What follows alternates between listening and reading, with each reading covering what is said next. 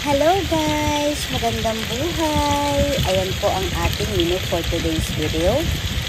Magluluto po tayo ng adobong chicken legs, pero ibahin po natin ang ating pagluluto para medyo maiba-iba naman. Ibinabad ko po muna ang chicken legs sa toyo, lemon, Sprite.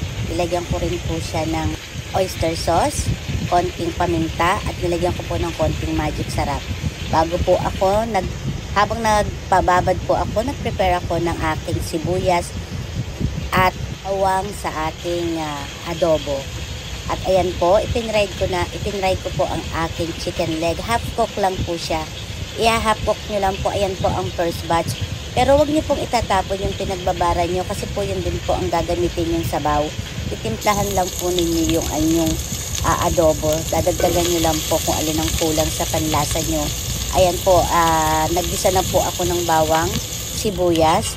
Hintayin lang po natin medyo mamula-mula ang ating bawang sibuyas at medyo mangamoy po siya bago natin ilalagay ang ating kaninang ipinritong chicken legs na ibinabad ko sa toyo at saka lemon.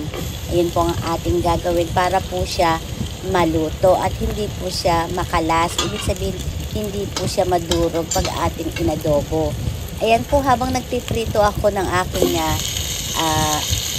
chicken legs, at nagprepare naman ako ng ating palagay at ating pinrito ng ating adobo, ayan po, inilalagay ko na po isa-isa ang ating chicken legs. At yung ating pinagbabaran kanina, sabi ko po sa inyo, huwag niyo pong itapon, ayun po ang ating gagawin na sabaw sa ating adobo. Ayan po, ilalagay na po natin yung sabaw. At pagkatapos po natin ilagay yun, lalagyan po natin ng konting suka at saka po natin titimplahan ng paminta at konting suka. Ayan po, hayaan lang po natin siyang kumulo ng kumulo hanggang sa bumaba yung kanyang sabaw. Medyo matuyo po ng konti yung sabaw. Gusto po kasi nila yung nagmamantika. Ayan na po ang ating adobong chicken legs. Luto na. Sorry.